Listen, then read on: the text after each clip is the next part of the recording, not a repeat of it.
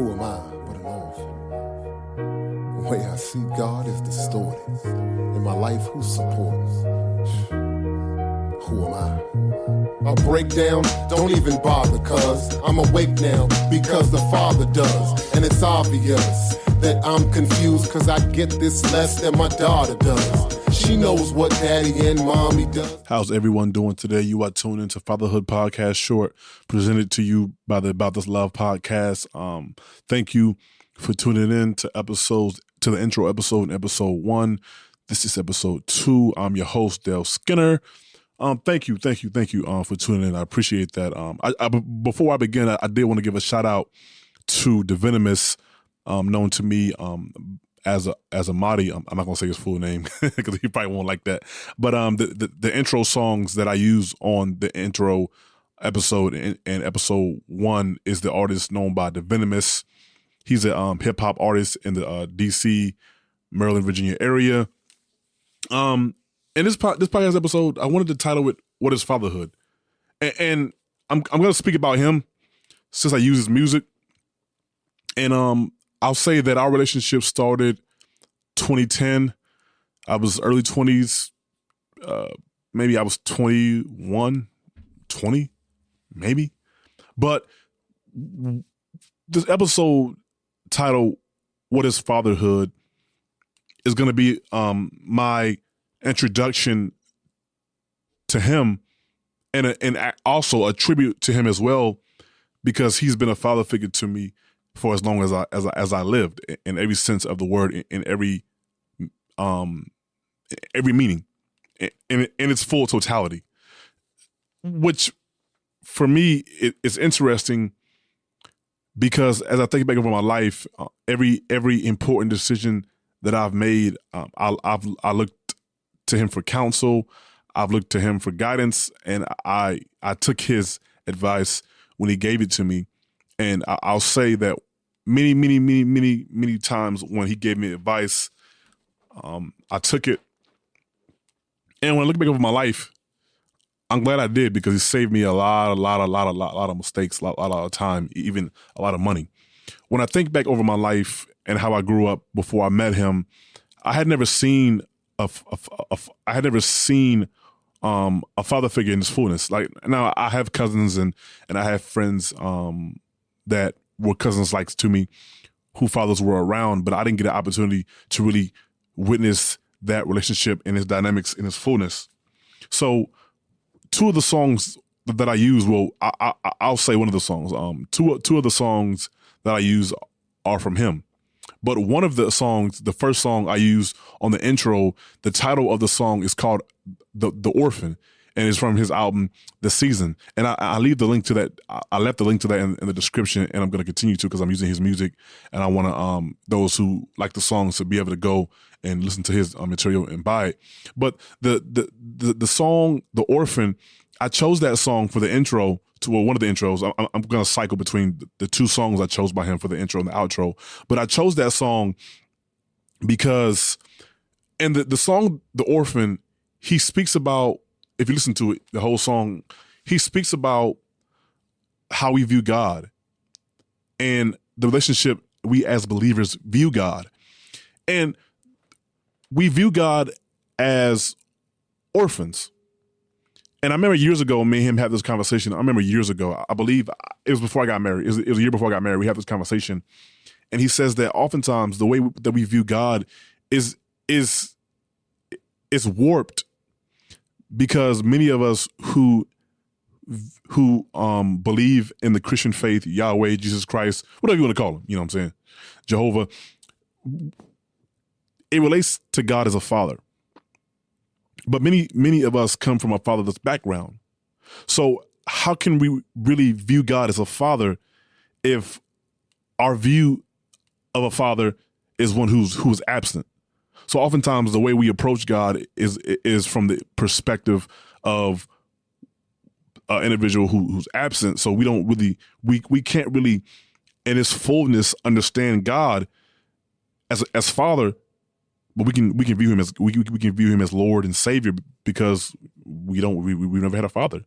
So him as a person, going back to him, really a lot of the decisions that I've made in my life, he's walked with me. Even when I chose to marry my wife, I remember him asking me, "Do you see her as a wife?" And at the time, I was like, "That's a weird question. I don't even know her."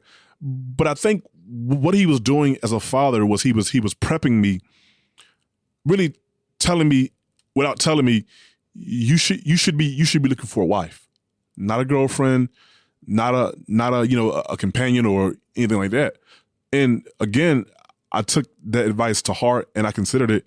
And one of the things that he always says to me over the years, and he even still says it now, he'll give me some advice and he'll say, I submit that to you. Do whatever with it as you choose, because you're an adult, But when I think about what's a father, I think about him. I think about God first, but I think about him because he's been the only natural representation that I've had as a father. And one of the things about him is that, one, he's very practical. He's very loving. He's very understanding. He's very patient. He's very gracious, but he's also one who steps in and gives correction when he sees foolishness, or when he sees things that's out of order over my life. He would give me correction. He would also show me love, praise as well. And I've said this over the years to him, and I'll say it again publicly, but I wouldn't be the man I am today without him and his guidance and his fatherly role in my life. And I know that I'm a better man today and a better father because of him. And over the years, I've watched him care for his wife and his children. I've watched over the years how, his wife worked a job, but it was becoming too stressful for her. So he took on 2 jobs so that he could care for his wife, because he cared about her mental health. He cared about his children. It's times when, he even over the years, well, he may have been working. He may have cut down on working to spend more time with his children when they were active in sports and things. So when I look at him, I see a man that's a provider, a man that's a protector, a man that brings order and gives direction to both his family and to me and my family whenever we need it. So what is a father? A father is one who is loving. They're gracious. They're merciful. They're patient, but they care. They don't care with words. "Oh, I love you. If you need anything, let me know. I'm there for you." They really care. I remember it's been times when me and my wife were going through hell in our marriage, and we about to call it quits. You know what I'm saying? He drops everything that he's doing, him and his wife, and they'll come to our house, or they'll meet up with us and talk to us and help us to understand the importance of marriage. Help us to understand that it's not easy. Help us to understand that it's not a cakewalk. You're married, you have children. If you leave your wife, what message would that say to your children? So when I think about a father, I think about God and I think about him, and I appreciate the wisdom and the love that he just embodies and that he shows. And I feel like it's because of him that I'm able to accurately see God as Father. So whenever we speak about Father or the Father, meaning God, I think the question you have to ask is, what is a father? And you can read the scriptures, and I always tell people this. Whenever I talk to people, when I talk to believers, I'll be like, well, the Bible, telling me what the Bible says is actually irrelevant if you can't live it out. And I always give a disclaimer. I'm not saying the Bible is irrelevant. Never. It's very relevant. But what I'm saying is that in any facet of life, saying you're a father is irrelevant if you can't live it out. Saying you're a father is irrelevant if you only see your kids 18 times a year. It's irrelevant. Saying you're a father is irrelevant if you say, well, I'll pay child support. Well, yeah, I pay my power bill every month. I pay my car insurance every month.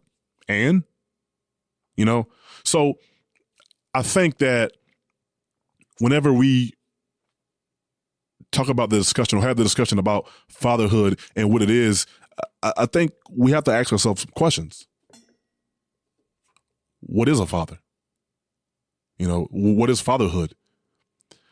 And I think that when you begin to really ask those questions and really look for the answers truthfully and really judge the reality of your life, truthfully, that you'll find, you'll begin to find those answers. And if you need help, you always ask the Lord, and He'll help you find those answers, because He's the ultimate Father. So thank you guys for tuning into today's podcast, Fatherhood Podcast Short, presented to you by About This Love. I'm your host, Dale Skinner. I thank you guys for tuning in today. I hope you enjoyed the little tad bit, trying to keep it under 10 minutes. So thank you guys for the support that you're showing me. Please subscribe to our Facebook, our YouTube, Instagram, Twitter, About This Love, and the links will be in the description below, so you don't have to look too hard or try to find it on your own. It'll be down below. All the podcast platforms will be there below as well. So until next time, peace. I must seek the Father, He has to know. But how He speaks is what I'm after, though. Through men who represent His character and reflect His nature, accurate. A son of the Father I have to be, and return to my family's tapestry. Who am I but an orphan? In my life, who supports? The way I see God is distorted. Who am I? Who am I but an orphan? In my life, who supports? The way I see God is distorted. Who am I? Who am I but an orphan? In my life, who supports? The way I see God is distorted. Who am I? Who am I but an orphan? In my life, who supports? The way I see God is distorted. Who am I?